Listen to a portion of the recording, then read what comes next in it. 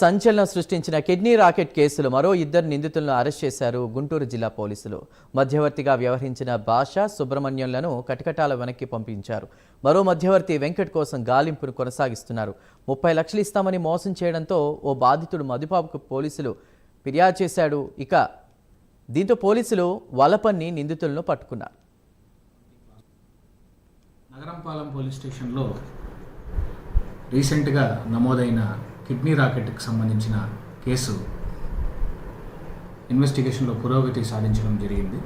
Crime number 184/2024 under section 370 class 2 417 465 466 468 471 120B red with 34 IPC మరియు section 18, 19, 20 of transplantation of human organs and tissue act 1994 కింద మనం case register చేయడం జరిగింది 1 week back.